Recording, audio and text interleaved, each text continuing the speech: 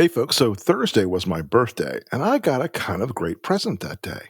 Not just the fabulous things that Renee got me or the people sent, which I'm very grateful for, but Matt Gaetz got his throat slit by Susie Wiles, the U.S. Senate Republican caucus, and his own inevitable degeneracy coming in and finally taking him down as a candidate for Attorney General.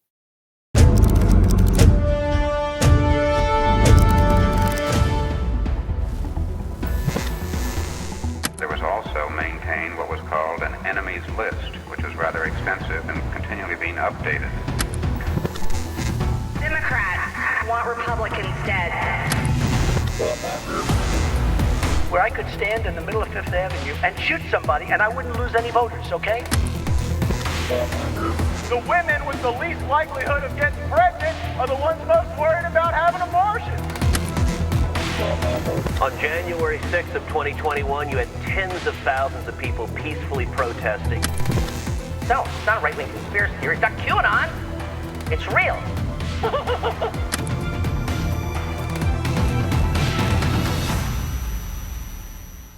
Folks, welcome to the Enemies List podcast. I'm your host, Rick Wilson. We are still on our semi-post-election schedule, but we will be back after the holidays next week in full throttle once again. But today I want to talk to you a little bit about this Gaetz situation and why it hurts Trump so much, and more than he thinks and more than the media think. First off, I just want to read that. This is phrased in all the sort of classic Washington tropes, which is ironic because Matt's basically a non-Washington troll. Matt said, "I had excellent meetings with senators yesterday. I appreciate their thoughtful feedback and the incredible support of so many. While the momentum was strong, it was clear that my confirmation was unfairly becoming a distraction to the critical work of the Trump-Vance transition. There's no time to waste on a needlessly protracted Washington scuffle. Thus, I'll be withdrawing my name from consideration to serve as Attorney General. Trump's DOJ must be in place and ready on day one." Okay, Matt, look, first off, that thing has a sort of familiar set of lie tropes in it. The dog ate my homework. I want to spend more time with my family. But all of it comes down to the fact that Matt is caught up in a sex scandal with teenage hookers. But it is a disaster for Trump, okay? It is a mess for Trump. It is bad all the way around. And it's the first crack in the bullshit armor of his like phony invincibility. Guys, he won an election. He's not invincible. Politically, or legally, he's not invincible. You know, the real humiliation here isn't just that Matt didn't get confirmed. You know, frankly, Matt's chances for an affirmative Senate vote were on life support the minute Trump said his name on True Social, which I call the Rodong Sinmun of Magaland. That's the same name of the North Korean Daily Worker. Like I said, Matt blew it because he was a degenerate. And Trump doesn't care about degeneracy, but it's going to hurt him more broadly. If you're from Florida, you knew that we had only seen like the very greasy tip of a very ugly iceberg on Matt as those documents and the trial materials and the witness testimony had come out. And the humiliation wasn't just that Trump didn't like leap out and defend him and declare he'd say that Matt could have a recess appointment and all those things. And you had to expect that that would have been where he would go if he really was committed to this nomination. And again, I know hope has been in short supply, but you should take a great deal of comfort and confidence from the vote that never had to happen because Trump blinked. He is not immortal. He is not immune to power. He is not capable of pulling off miracles unless we let him. So, oh, and by the way, by not insisting on Gaetz getting a recess appointment, I think Trump also defused a lot of the energy behind that argument. That argument was strong on paper, but by not doing it for a guy who has been one of his most ferocious loyalists, it says something. It's not just about Matt. It's that Trump it's beginning to dawn on him that these recess appointments won't work the way he needs them to. So it wasn't, and it wasn't just that they had some realization that the same political party that loses its damn mind over Kamala Harris not being able to turn over her McDonald's pay stubs from the 1980s, while also being, curiously indifferent to Matt Gaetz, sex trafficking, and teenage prostitution. Guys, once again, if they had no hypocrisy, If they had no shame, you could attack them on hypocrisy. They have no shame. There's no shame there at all. There's no shame in their game. So the only people that were feeling nervous about it were the senators who'd have to actually cast the votes on it. MAGA world was all in on the guy. It just also struck me like, once again, everything in their world is projection. So the same party that screams, that everybody's a pedophile who opposes Donald Trump, at every opponent, right? Everybody's a pedophile if they don't support Trump 100%. They were absolutely silent on the fact that Matt was trafficking teenage hookers out of the country for drug-fueled sex parties. They were indifferent to the fact that members of the House of Representatives recounted over and over again that Matt would show them X-rated videos on his phone and nudes of women on his phone on the floor of the House. These guys were all like, "Oh no, that's just locker room talk, isn't it?" Again, all those things might matter if we didn't live in this like weird post-shame culture, right? I think though the biggest humiliation of this is that even those elected Republicans in the Senate, and even some of his own loyalists, and even his own base, his most like fanatic Trump hottie supporters, they learned that political gravity is still real. They learned that even somebody who is the gold standard of MAGA trolling on social media and on Fox News and everything else, not necessarily going to be confirmed. And I have a theory that this is the first nomination fiasco of several that is going to expose a lot of fragility in the nature of Trump's actual power. And look, folks, I'm not telling you that Donald Trump isn't dangerous. He is profoundly dangerous. But part of the danger comes from you thinking that he is more dangerous and more powerful than he is. There's a great 1980s documentary called Predator, starring Arnold Schwarzenegger. I always call any movie from the 80s a documentary. And in Predator, there's a line where they're hunting this invisible alien that's been killing their people left and right. And they finally hit it. And they see that it's bleeding. And the line is, if it bleeds, we can kill it. So think about this. If Trump is positioned in your mind, how he's positioned in your mind. Now, first, we know how he's positioned in the minds of the MAGA folks and his supporters, and to a great degree, the resistance to Trump and the media and the donor community. Everybody tends to view him as having this like hypnotic mind control over his base and Republican elected officials. That control is central to his brand. And the MAGA base, they expect him to always fight, win on every single fight, every front, every detail. They always expect he's going to win.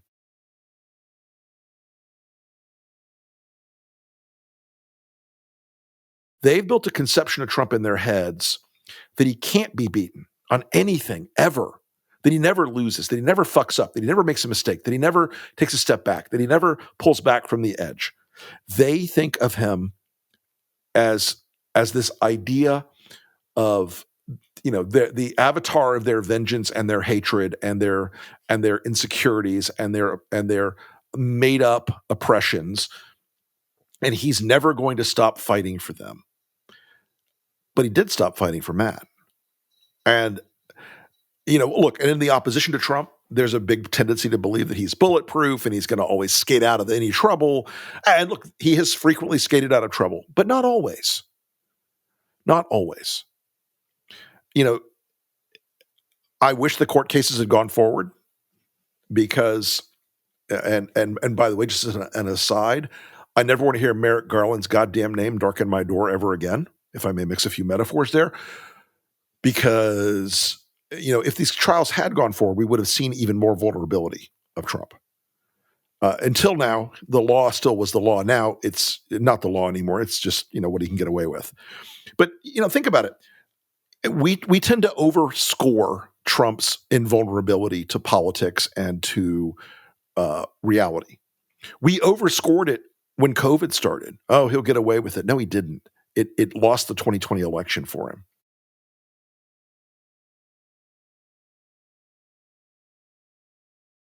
And, in the media, Trump is this newsworthy winner who wins all the time against the hapless dummy Democrats. And, he always goes out there and takes their heads off. But this week, we saw something, and that was that optics still matter. Gravity still happens in politics. They still have a power to shut down even an autocrat who finally has the realization that the insanity he's proposing will have terrible political consequences for him. And look, nothing in the world for an autocrat screams weakness any louder than losing the fights you said you were going to win. Literally one day before he quit, Trump was asked, are you going to try somebody else for Matt Gaetz? He said no. And, Trump, he thrives on projecting strength all the time. Even when it's to outside observers an absurdity, the way he does it. And I know y'all are tired of the Hitler analogies, okay? I know you are tired of the Hitler analogies. So we're going to use Bonaparte instead today. We're going to use Napoleon instead today. When Napoleon took power in 1799, during the coup of 18th Brumaire, he suddenly built a reputation that he was unbeatable, that he was invincible, both in politics and on the battlefield, and that he would win and win and win and win and win, and nothing could ever stand in his way. And look, if you study the Napoleonic Wars, from 1799 until 1812, he won constantly. The British defeated him at sea a few times, but he owned the continent of Europe by and large, in part because he had a reputation of invulnerability, that he was invincible on the battlefield and that he would impose his will on everyone around him.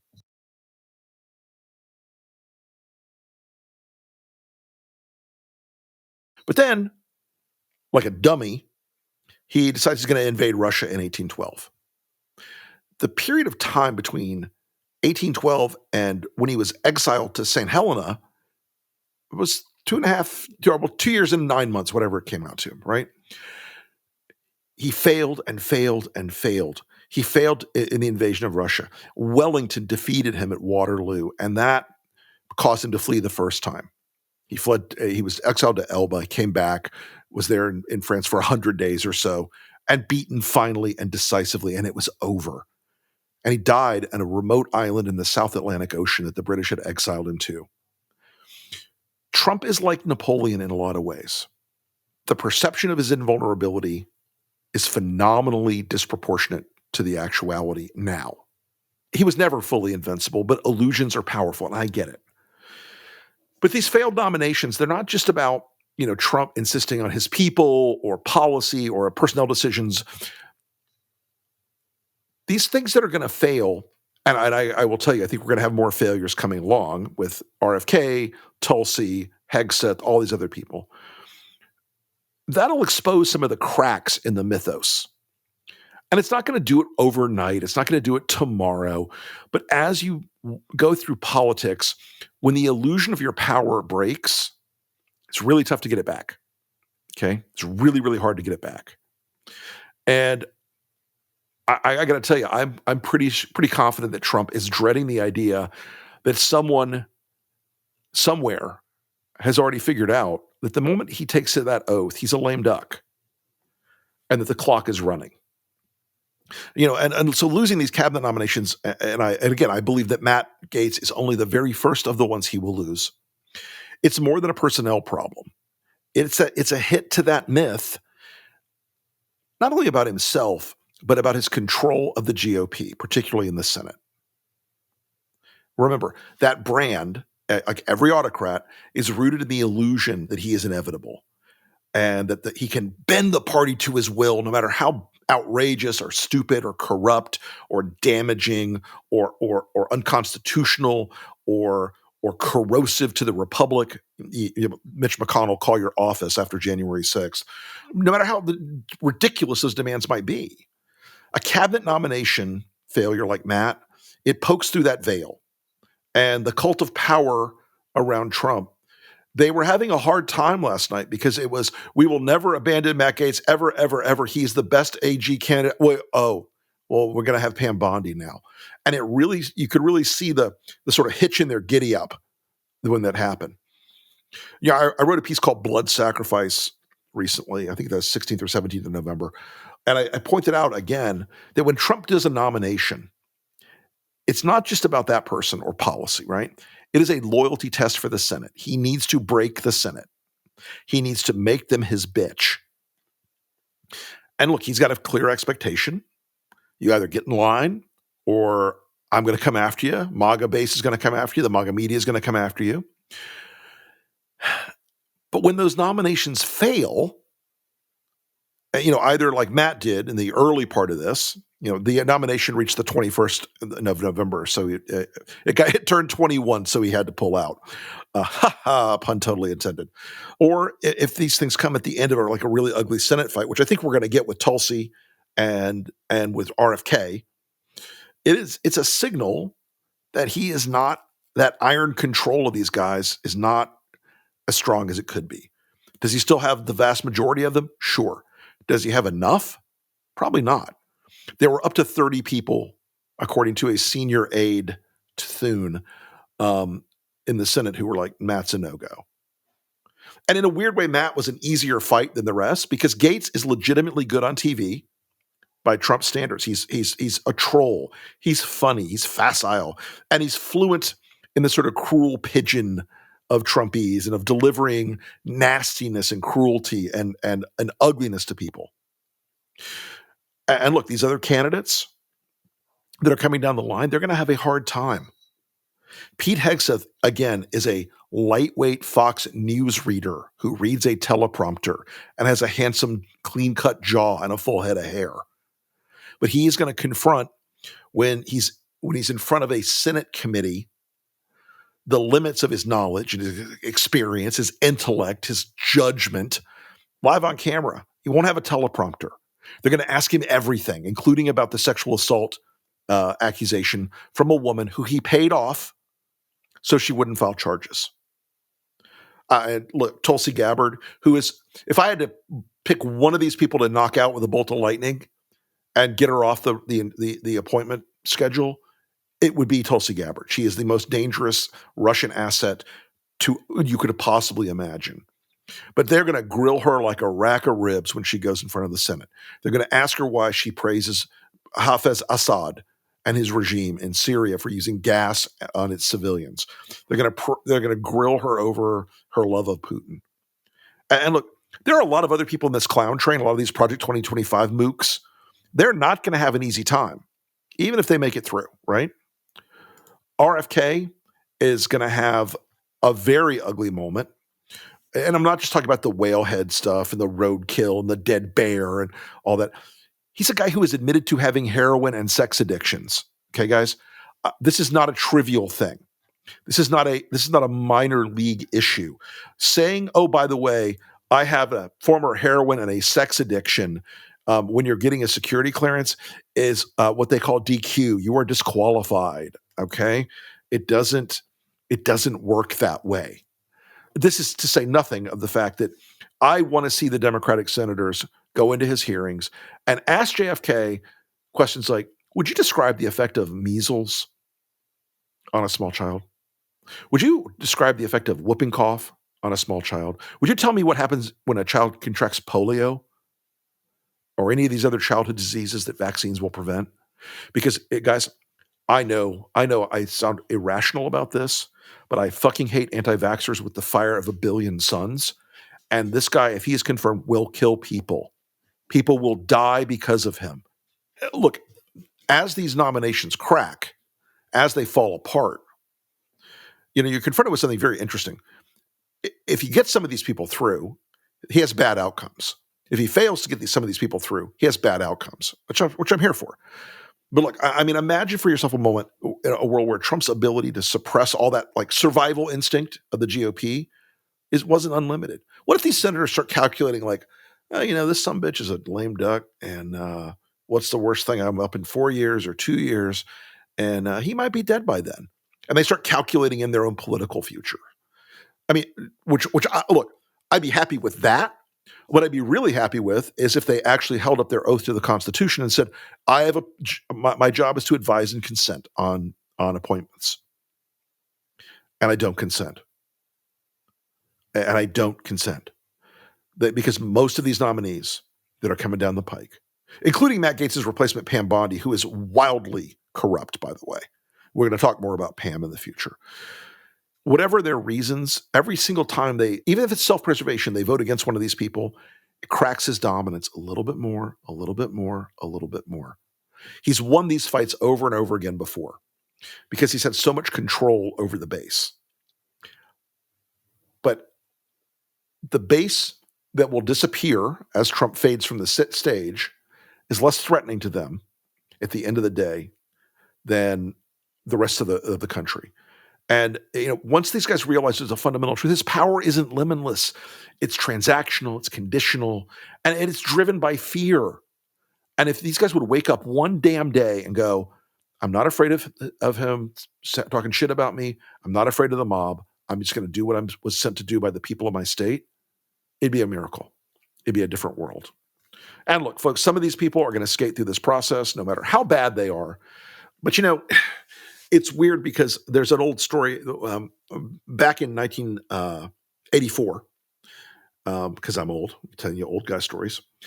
The IRA tried to kill Maggie Thatcher during the Conservative Party conference in Brighton.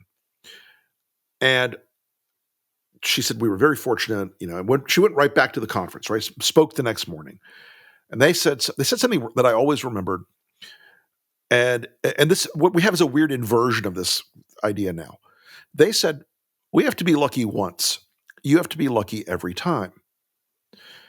And that, I think, is the problem for Trump. He's so elevated in the minds of his followers and the media that failure at anything now seems impossible.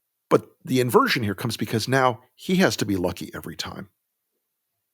The illusion of his strength makes it so that he has to be lucky every time. So, by the way, I know a lot of you are wondering how this happened. I can't confirm this yet, but I know like a tracker in the wilderness who looks down and goes, "Oh, that's a black bear," or that's a buck. I am pretty good at being a tracker in politics, and I know the smell and the footprint of a good hit job. And I got to tell you, Susie Wiles and to a lesser degree, John Thune and maybe kind of sort of Mitch McConnell were all involved in this. These people were clearly talking to the members and saying, "Yeah, he likes this guy, but we don't need to do this. We don't need to do this." And I think Susie, who was cut out, by the way, of the Matt Gaetz decision, she was not in the loop selecting Matt Gaetz, wanted to teach Trump a lesson. And she's like, "I'm not going to be a part of your bizarro world game show you're playing here." And so I think she was one of the people that really slagged him and torpedoed him. And the leaks about Gaetz had this tone in them like, "Oh, we're so worried about Trump picking this guy. Oh no. Oh no. We just don't want this to do damage to Donald." That concern trolling tone was very on brand for her. The only person who lost more here than Gaetz or Donald was a guy named Boris Epstein. You're going to learn a lot more about Boris, but he is a very dark force inside Trump's world right now. But look, Susie Wiles is what I call a process normie. She may work for Trump, but she's not a Trumper. A lot of the people that work for Trump, all these 2025 guys, Steve Bannon, all these Stephen Miller, all these kooks, they're in the arsonist camp. They want to burn it all down. She's a process normie. And I think this is, for her, a victory over one of the biggest arsonists that was out there. So, folks, I want you to have a great Thanksgiving holiday. We will be back on a full schedule after the holiday. It's an honor to have you as listeners and readers, both to the Enemies List podcast and to my Substack. I am very grateful that you also tune into the Lincoln Project podcast as we go into this fight in the spring of this year, where all these nominations are coming up. We're going to talk a lot more about them because I truly believe that many of them can be defeated. Many of them can be hung around Trump's neck as various albatrosses. And I think that is something that is important as we go forward to show that the opposition and resistance to Trump can take out some of his beloved nominees. We're going to have that fight after the holidays, and we're going to have that fight early in next year. Once again, I wish each and every one of you a terrific holiday. We will talk again very soon. Thanks again. Bye-bye.